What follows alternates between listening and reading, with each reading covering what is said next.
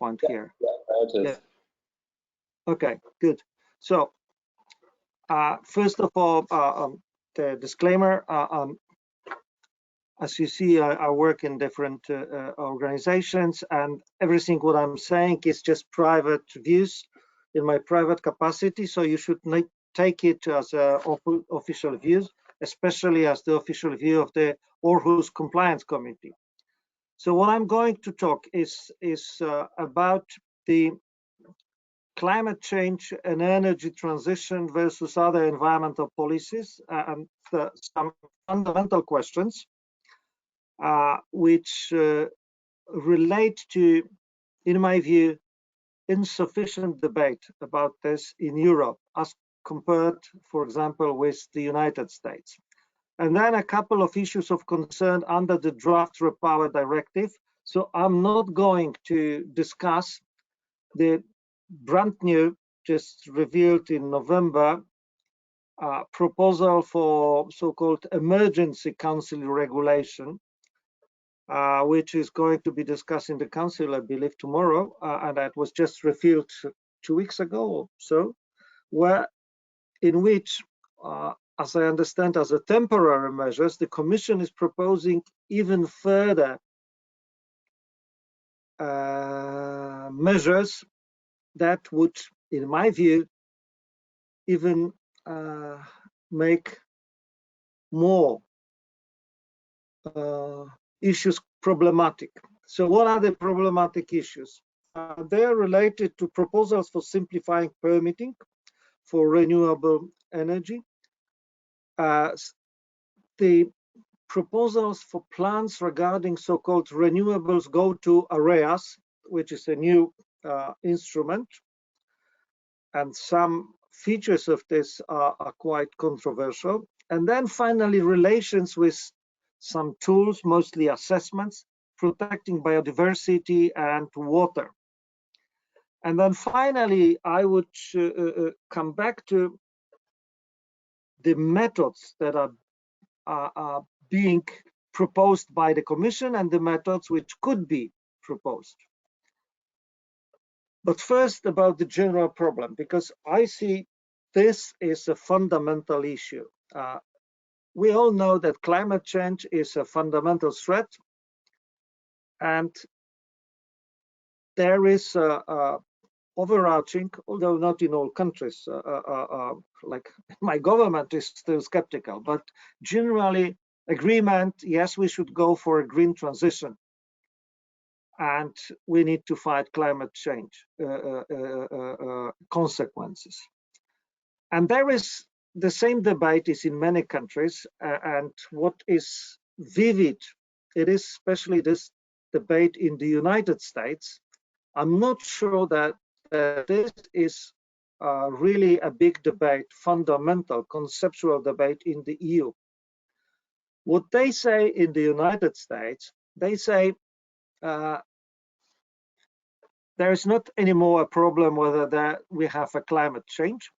So there is not anymore the fight between those who deny climate change and those who are for climate change. And that is not anymore that everyone who was fighting for climate change is the same as those who would like to have other environmental issues protected. Now the issue is within the environment. And then in the United States, they say there is a time for what they call triage. Triage, there is a special term for prioritization. If you have a big incident and you have a lot of people being killed, and then you need to decide whom you treat first, more or less. And the same now, they say it applies to environmental protection, where you have a well-established policies and requirements regarding protection of waters, biodiversity, and so forth. And then you have a new issue of climate change. And then for the sake of meeting this emergency situation caused by the climate change, some people or many people are saying we need to sacrifice some of these requirements. So there is a time for trade-off. Whereas the others are saying, no, we should keep it business as usual. So those who are dealing with biodiversity fiercely protect the existing biosafety requirements. Those who are dealing with water are saying, no, we should make sure that the waters are protected. So there is this debate whether there is a time for trade-offs and whether we should sacrifice these other requirements. And that is, as I said, in the United States, there is a debate both in academic circles and in political circles. I'm not quite sure that we have this big conceptual debate in Europe. And my view is I'm neither on either side, but I think that we should think whether there is a third way possible so that to achieve the goals related to climate change and this climate, climate neutrality goal and so on, without sacrificing too much of the other environmental issues, especially biodiversity and quality of water. And I think, I'm not sure if it's possible, but I think it was not sufficiently well considered so that the Commission, in its proposal for a directive, made somehow a shortcut so that the people who are interested mostly on reaching the climate targets impose their views as compared with those interested in other environmental sectors. So I think there are possibilities for achieving the goal, climate change target, without sacrificing too much of the other environmental sectors. And I'm trying to give some of the modest proposals.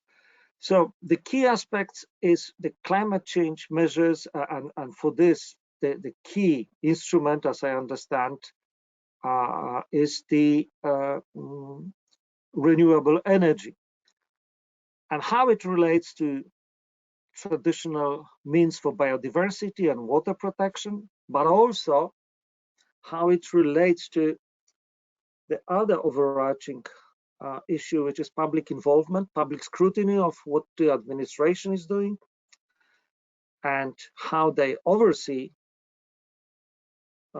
this performance, and how they use or what possibilities they have for access to justice. And finally, some other issue, which is, I think, specific for Europe and not so much discussed in the United States, is international obligations. The United States, you might know it generally is not party to most of the environmental agreements, whereas EU is.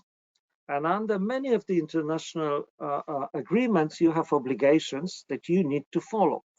And I have a feeling that when making these proposals, the European Commission, the proposals for the RePower Directive, didn't take into account the international obligations at all. Further on, not sure that they did take into account the declarations that they themselves made in the Green Deal. So I'm coming to the next slide, which is the European Green Deal. And you all know what is it. And in this political document, setting the general policy, they have three main principles. First, is active public participation. Second, it is enforcement. And the third one is this green oath, do no harm, which later on was transformed in a kind of less strict form, do no significant harm. I'm not going to elaborate on all of this, especially on the no significant harm. I assume we all know what is it, where it is regulated, and it is regulated in details. And we all know that the idea of this principle is that whatever you do for climate change or climate mitigation, at the same time, you should not make harm or significant harm to biodiversity, to waters, and so on. So this is the official proclamations. But then we have this, and these official proclamations, you would have elaborated further in other documents, including the ones that is following the promise that the Commission in all our new directives will take into account the need for access to justice following the case that was against the EU at the Aarhus Compliance Committee, where it was found that the EU does not properly implement the requirements of Article 9.3 regarding access to justice. So following this, in the communication on improving access to justice, the EU made crystal clear that it would, in all proposals, would introduce a requirement for access to justice. And then we have a proposal for a directive fostering green transition, this RePower Directive. And here we have, and I have some doubts, first of all, whether this proposal was really a result of a solid political and academic debate regarding proposals fostering transition into energy. And as you will see, or maybe I was hoping that, okay, if it was not, then at least parliamentary discussion in the European Parliament can substitute for such a discussion, at least political. But then the Commission came up with this emergency proposal for emergency regulation, which would bypass. It's based on Article 122, paragraph 1 of the Treaty on the Functioning of European Union. And it means that it's an emergency regulation which would bypass the Parliament. So that means even this small equivalent for a debate would be omitted. But as I said, I'm not going to dwell on this, especially on the constitutionality of this. That is something that the EEB already raised, that there are some doubts about this. So I'm not going to talk about this emergency regulation because, first of all, it is not yet known whether it would be approved by the Council. Secondly, it is, as far as I understand, only for the limited period of time. The real problem is the directive, because in my view, that could set in stone somehow certain features which I consider are controversial. And then if you look even at the proposal, it says Aarhus Convention, which relates to, as you know, transparency, public participation, access to justice. There is a general clause in the preamble. Aarhus Convention or obligations remain applicable, but then it's added whenever relevant. And that opens the question what it means whenever relevant. It is not an absolute statement. And that means this relevance the authors of the draft, or drafters of this proposal, see in a different way that most people would consider proper. They see openness, public participation, and access to justice as somehow impediments to green transition. So that means they need to find ways to curb it, to cut as much as possible. Secondly, against their own green laws, I see no sign how they would like to see application of the new no significant harm principle in relation to this renewable or projects meant to foster renewable energy. Quite apart what is covered by renewable energy and so on, all of this discussion. I'm not talking about these details, just a general issue. And then I selected three main issues of concern. First is simplifying permitting procedures. So here we have the idea that there would be a renewable go-to area designated, and I will come back to the issue of this renewable go-to areas in a moment. And once a project, concrete project, would be included into this plan for renewable go-to area, that would be normal requirement for the EIA procedure, and this would be replaced with making SCA at the stage of adopting the plan. The problem is that that changes the possibilities for the public to participate, and there is no more access to justice for the public. What is in this proposal is only on access to justice for applicants, streamlined procedures, and so on. But the SCA directive does not envisage any possibilities for access to justice, as opposed to the EIA directive, which clearly requires this. So that means if you don't have an EIA procedure, that means there is no possibility for the public to challenge the final permits, because the permits will be still there. So the idea of this directive is that it should be streamlined permitting procedure. It should take all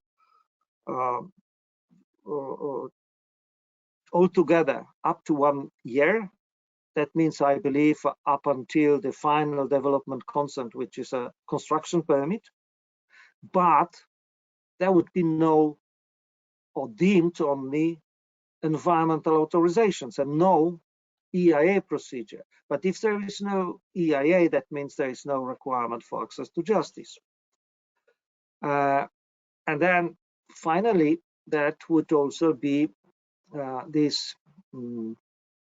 procedure, which says that there is a special procedure for determining compliance of the proposed project with the requirements set in the plan for renewable go-to areas.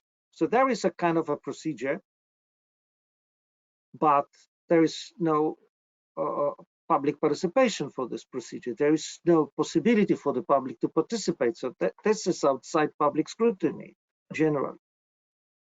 Then there is a special scrutiny for special screening procedure, different from screening in the EIA directive, for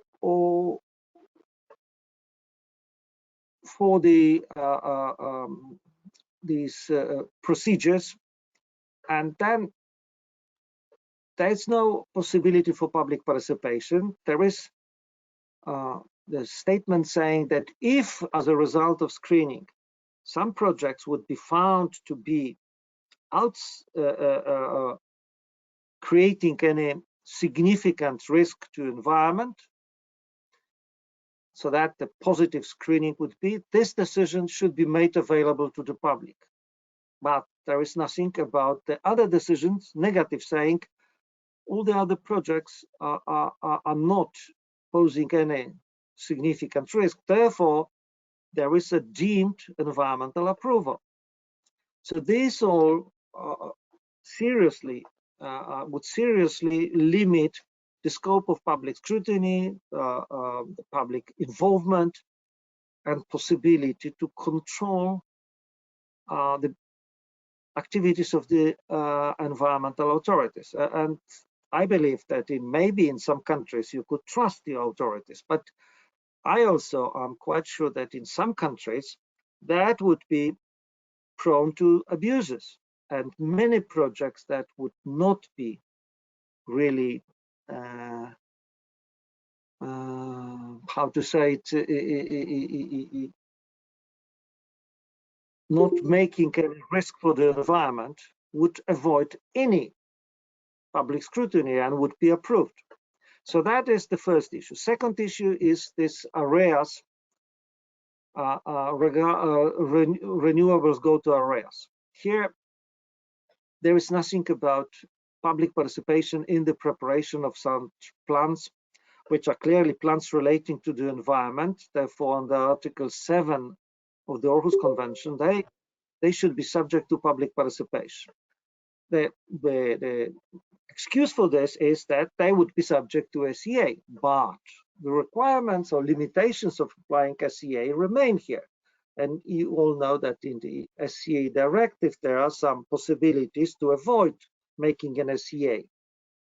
Whereas under Article 7, this is an absolute need for whatever plan and program relating to the environment, you need to have public participation. Whereas under SEA, small areas can avoid it, and then there is a special requirement for periodical reviews, which is the change of the plan, and that is the question whether that would require public participation or not, and it's very doubtful under the SEA directive if it would. And then the next issue for this renewables go to areas is the level of SEA.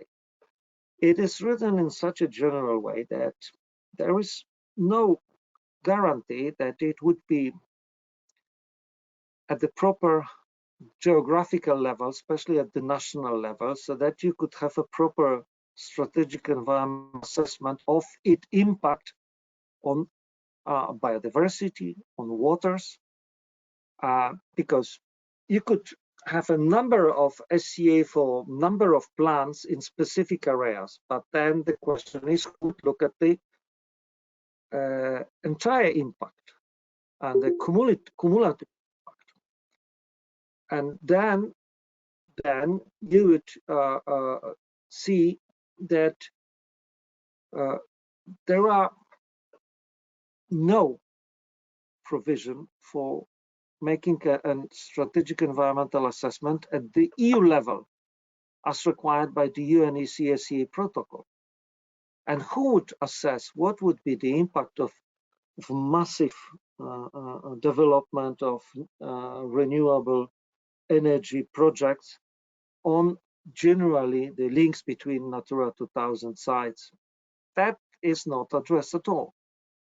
And then access to justice. There is nothing about access to justice regarding these plans, and that is not in line with Article 9.3 of the Aarhus Convention. It is not also in line with the own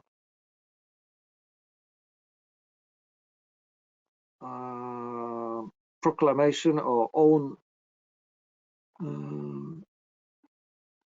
commission view that all the new directives would have this provision on access to justice. And it is an internal kind of discrepancy, because the Commission themselves were saying this is a paramount public participation to effective climate change policies, to effective transition. This is paramount to have for the effective enforcement of the EU law. It is important to have access to justice for the public. And then yet, in this concrete proposal, they don't provide it. And then finally, there is another issue and yet another set of international obligations. This is tools for biodiversity and waters, and especially the assessments. And then you see that, for example, appropriate assessment, while it would not be, or it would be excluded for the plans, projects included in plans for renewable to areas. So you wouldn't do it at the project level, but you would need to do it when doing SCA. According to SCA, that should be combined, SCA directive. But here it says, but it's only for the this where you have artificial and built surfaces in Natura 2000 sites. So for the others, you wouldn't have this, as I understand, this appropriate assessment. There is no clear reference to the assessment under water framework directives, except for the deemed overriding public interest for renewable projects, so that you know what are the consequences of this overriding public interest for applying habitat directive or water framework directive or birds directive. And we all know what it means, that it would be, by definition, without checking the particular circumstances, all such projects would be considered to, by definition, being of overriding public interest. So finally, I would finish. There are some methods to streamline, because that is clear that this, there is a kind of a overriding need to meet the target. Climate change requires prompt action. That is crystal clear. No one doubts about this. And it is also crystal clear that this requires prompt actions, so that the procedures should be faster, shorter, and simpler. But how to do it? And here the proposal provides some useful, in my view, proposals for this. There is a time limit for permitting, generally for the administrative permitting. Need to really provide sufficient capacity of the administration to handle this, the one-stop shop and so on, the guidance manuals and so on and so forth. These are legitimate methods which are very useful, but there are some others which are like the saying says, throwing the kid with the bath water. So these, because the public participation and public scrutiny sometimes is lengthy, that means we don't have it at all. Access to justice is troublesome and takes ages.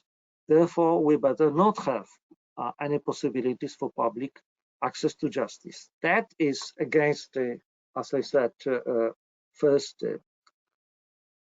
proclamation and the proclaimed aims in the Green Deal communication. This is against the international obligations. This is against the fundamental concept of environmental democracy. And I think this is not really what is of absolute need. It could be some other proposals which would be like assuring not only timely administrative procedures, but also timely justice. So putting a time limit for the challenges brought by the public regarding renewables. That is possible. That is already used in some countries for access to information. In Poland, in Italy, courts have a strict time limit, I believe 2 months or whatever, to handle the appeals. That could be by making specialized judicial bodies to handle these issues. That could be providing technical expertise provided to court. That could be a variety of means that could be legitimate, and that could speed up the procedures. So all in all, just to conclude, I think there needs to be a debate on this. What is legitimate, what is not, what should be the trade-offs, how far they should go. And what I don't see such a debate. And what I'm afraid is there are tendencies to even further shortcut it by avoiding parliamentary procedure in the Environment Parliament. So that's all. I hope it's more or less clear, food for thought and for further debate. Thanks.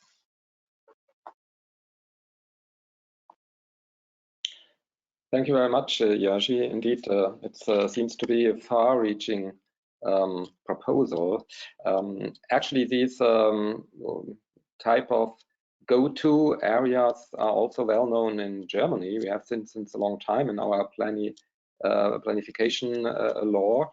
But of course, you have to undergo a very careful assessment then.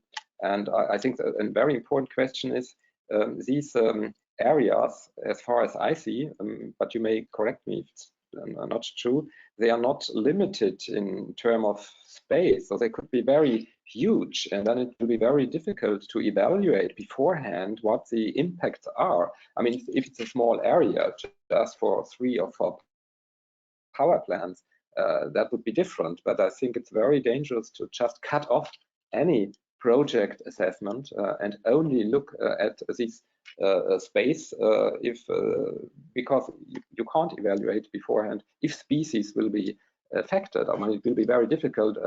The bigger the area is, of course. I mean, that's just one aspect. There are a lot of others, like this overriding public interest. That's also a crucial point. What does that mean? Well, the debate is open. We have one point in the chat, a general point, if it's still possible to lobby in Parliament.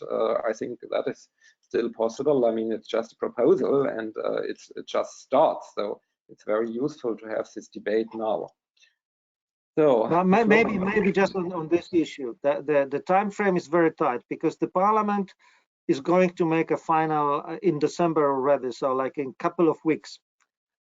To make a final decision on this, and the Council also before Christmas. So that's not much time left. I must admit, we were planning with some colleagues to do some meeting in the Parliament on this, but for various reasons it didn't fly. I'm not sure that the parliamentarians are well aware of all of this how to say it, issues of concern. Okay. Are there any other comments or questions? There is in the chat from Attracta. You may also say something if you want. You just put the finger on this obligation in the Charter of Fundamental Rights, that there are the formal requirement of weighing the proportionality. Actually, I think that's a point that this proposal risks to cut off, to put aside a normal way of balancing and just saying it's not only in the public interest but in overriding public interest if an installation is already designated in such a go-to area. That might be a problem. I was wondering why I see what Attracta is still there. Yes, I am. Sorry, I didn't know. Yeah. I was wondering because you say that the EP won't have a voice on this if they go ahead on the Articles 122. I think they would still. I mean, the Article 122 is for the Council regulation, which is separate and additional to the directive. So I don't think it will influence what they would do with the directive. But I'm not sure what is the formality of it. Yeah, no, I meant in respect of the emergency regulation, because when you were talking about the timeframes in December, Jerzy, I maybe perhaps misunderstood you, but I thought you were referring to the emergency regulation. We understand, but we're not 100% sure that there was an informal agreement on the emergency regulation today at the EU Council, and that they would formally adopt a decision on the 13th of December. And I, with the greatest of respect, while I agree with 100% with the rest of your analysis, and thank you very much for it, I am extremely concerned in relation to the emergency regulation, because it potentially, further to council amendments, we understand it won't just apply to new projects that come forward, but ones that are already sort of in the pipeline and in the works, so to speak. And you can be darn sure that a lot of developers will basically move very quickly to take advantage and avail of this. So huge areas, particularly of the marine environment and other sensitive areas in the terrestrial environment, will be compromised. So I think the long-term issues and for the directive are absolutely critical. But from the point of view of the interdependent climate and biodiversity crisis, which you outlined at the start, I think the implications are really profound. And I think it's actually going to be very dysfunctional. I think it will turn civil society against renewables. I think it's going to complicate things in terms of, you know, huge elements of satellite litigation around particularly access to justice provisions and all sorts of different things. So yeah, but I think the proportionality of the response is actually something that I'd really like to defer to sort of the more experts, or people who are more expert than I here in relation to that. But I think in terms of the member states pursuing this, I think there's a duty in terms of the proportionality of the response required under Article 51.2 of the 51.2 of the EU Charter of Fundamental Rights in respect of any impingement on rights to an effective judicial remedy. And I think given what you outlined, Jerzy, in respect of the removal of EIA and the certainty around access to justice and all of that, and the characteristics of access to justice provided for within that framework, I think you have an issue in relation to excessive difficulty, which is obviously a principle that's very central to Article 47. And I think there's got to be a focus on that. It's horrifying. But sorry, I'll shut up now. Yeah, but you're absolutely right, Attracta. But the point is that in my view there are two separate points. One is this emergency regulation, and the second is what is going on in the parliament. And I think what still could be done, well, nothing could be done about this emergency, but in the parliament that still could be some debate, and I think the debate would need to be well informed. I'm not quite sure whether it is well informed. I haven't heard of any studies being commissioned by the parliament, how this affect biodiversity, how this affect water, how this affect international obligations. I'm not sure, so I wonder whether the MPs would be well prepared for this debate, and that is going to be soon. As I understood from the EEB team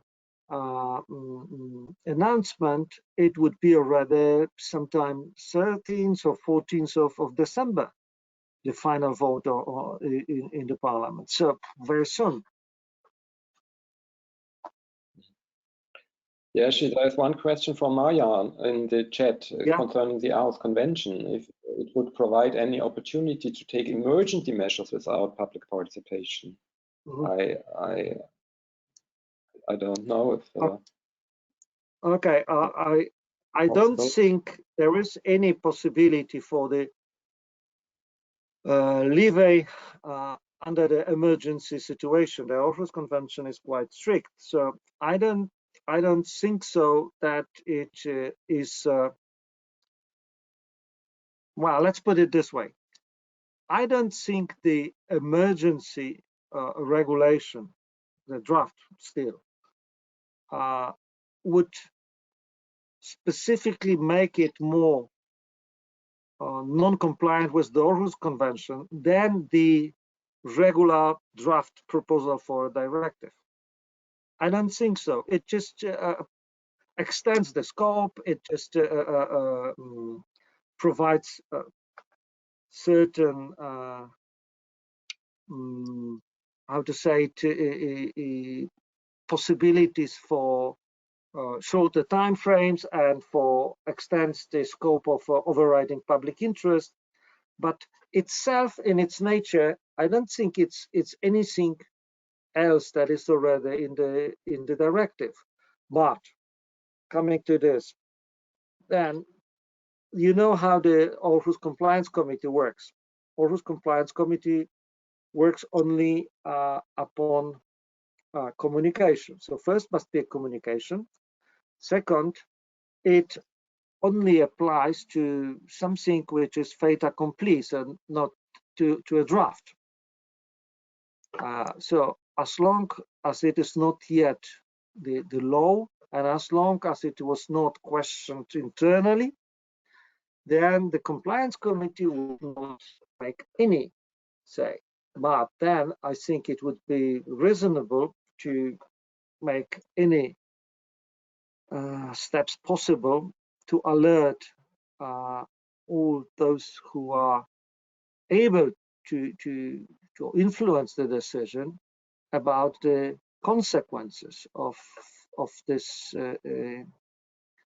the way it is written. But for me, the key issue is that there was not a real discussion how far we could sacrifice the needs to protect the biodiversity in order to achieve the goal.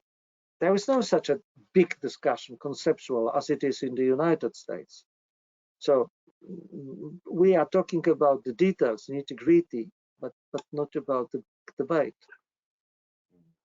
I fully agree with this observation from Jerzy about pointing at the insufficient or even lack of debate, and that's a very important point.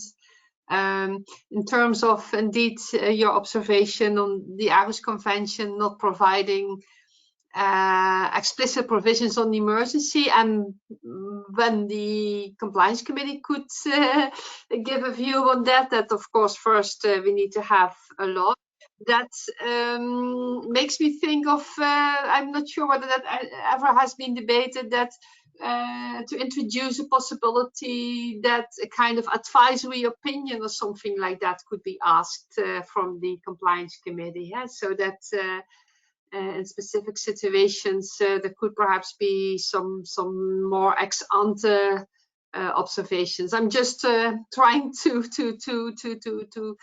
address that issue about in very important situations, that it would be a pity if there would not be any consideration of such important questions also by the compliance committee. But thank you very much, Jerzy, about your presentation. It's very thoughtful, and of course I think because it is felt as an emergency, I mean, to address climate change and to develop renewable energy, that perhaps explains why this very important debate is not being done, but that does not justify that it is not done.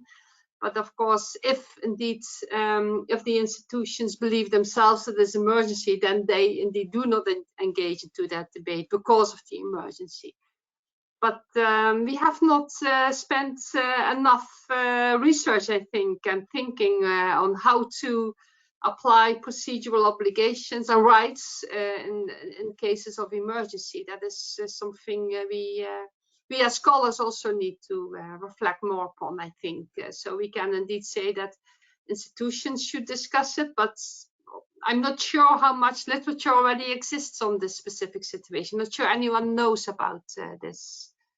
Whether we took responsibility as scholars to discuss that sufficiently, I'm not sure. Absolutely, I agree with the problem. That's what worries me. That there's no debate really in Europe. When I look at the United States, it's really vivid debate, and in Europe, it's well almost none. And if you look at we have this big conference about Habitat Directive in Brussels soon. You also participate, Marianne, and I think that doesn't seem to be that there are so many topics covered, but this one is not specifically covered, I believe.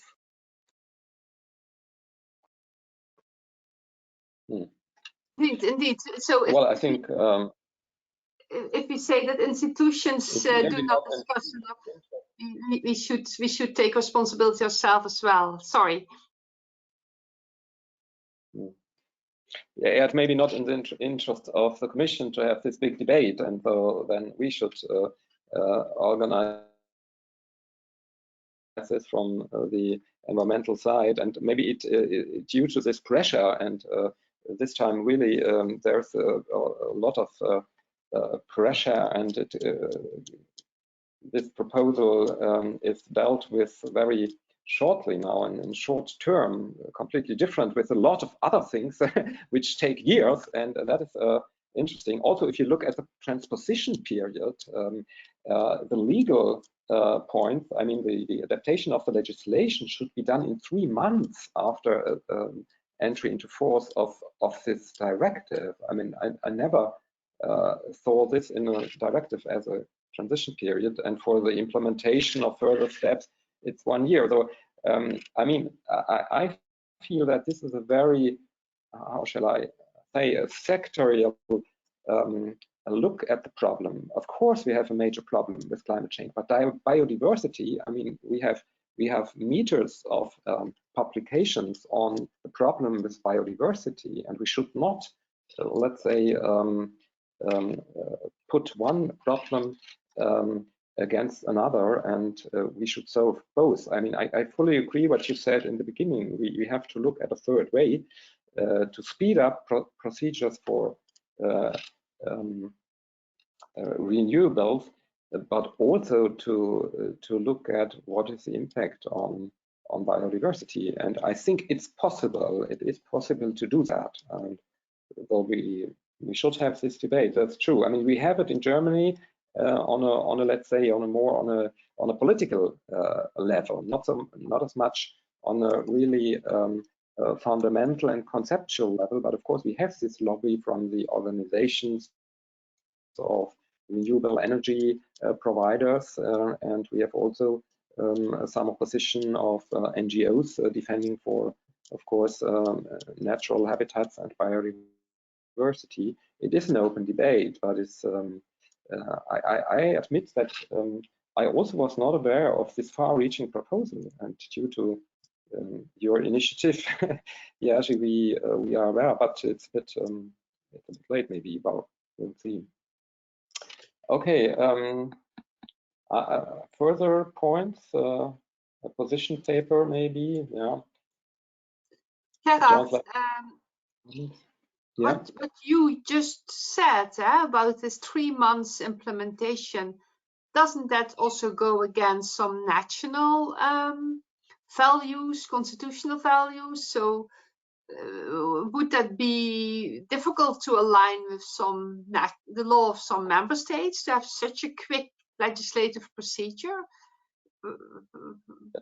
I'm not expecting you to give an answer, but that is my first question, and I hear that. So, because it needs to be implemented by a national law, so I can imagine that this can be problematic for the national constitutional legislative procedures. It will be difficult, certainly. Yeah, exactly. Yeah. Thank you very much for raising that point.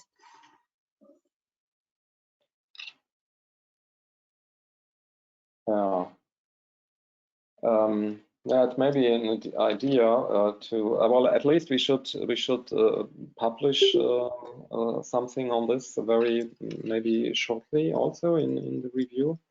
I think we did not yet touch on this point. Well, also look what will happen in the council. I have no idea how this proposal is seen by the member states, by the majority of the member states. I don't know if anybody has some information about this, but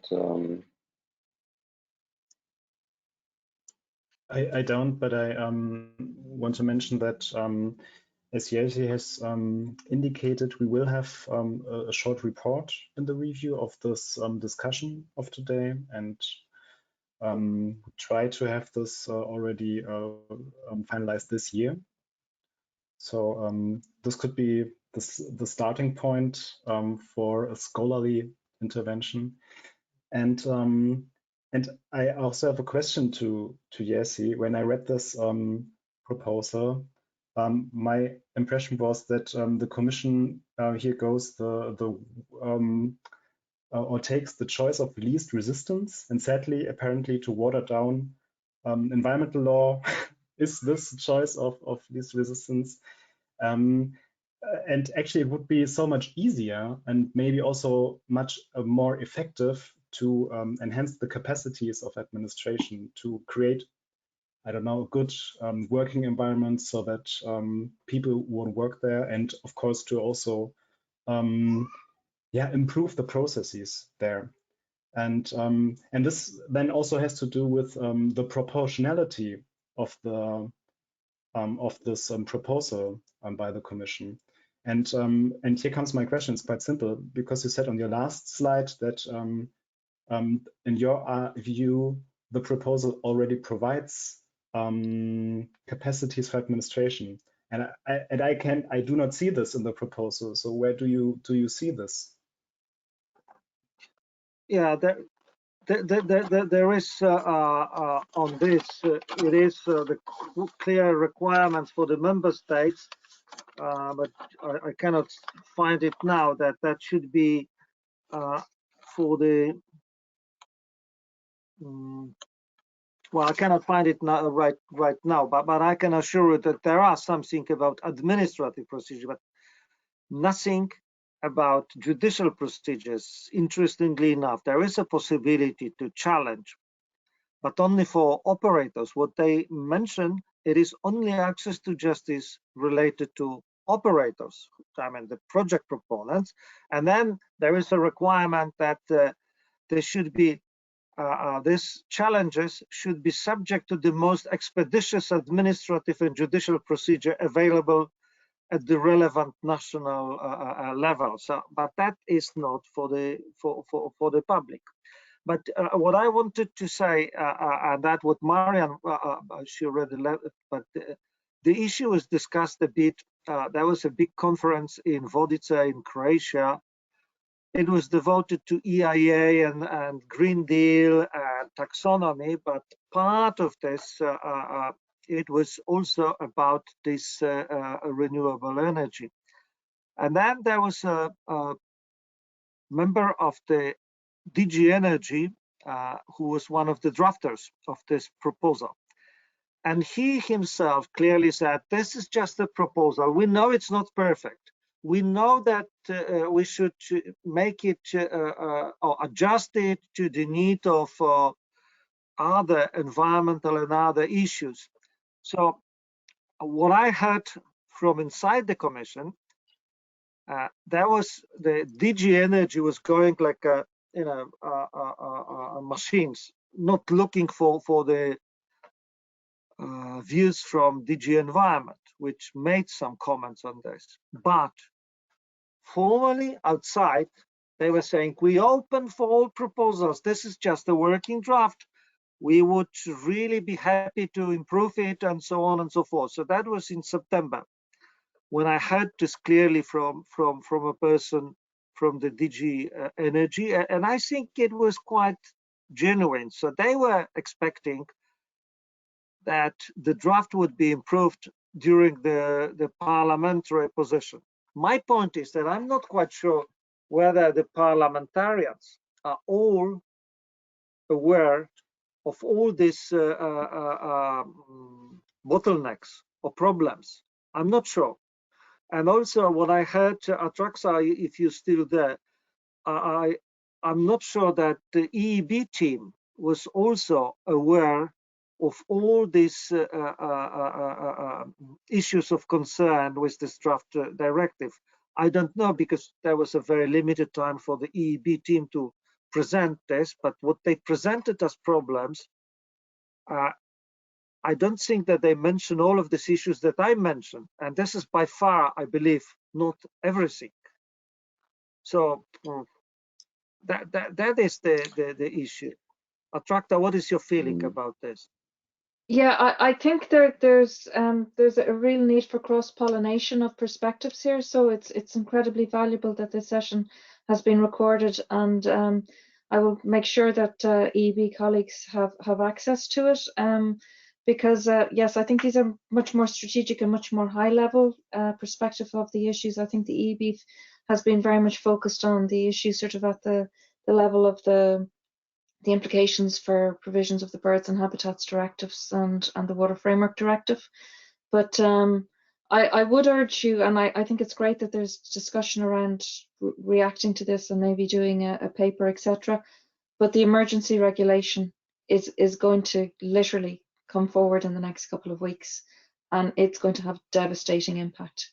And it's incredibly undemocratic, and it has the exact same types of issues within it on steroids at a much more acute level than the issues that you've highlighted here, Jerzy. So I think both need to be looked at. The EEB session, the recording of that, hopefully will be available very shortly. So hopefully we can, cross-pollinate just the perspectives between this session and the EEB session. But thank you very much. But Attracta, what I was thinking, Gerhard, maybe we could think of organizing jointly with some of the parliamentarians, at least, some small conference webinar or something to this effect to raise the awareness of all of these issues. I was thinking whether EB using the contacts with the parliamentarians and also maybe elni, we could organize something before it is the final vote in the parliament. But when will that be? This year, that will be very difficult. Wow, but that's the time frame is very, very short. But this is all this ramification. As you see, it goes like a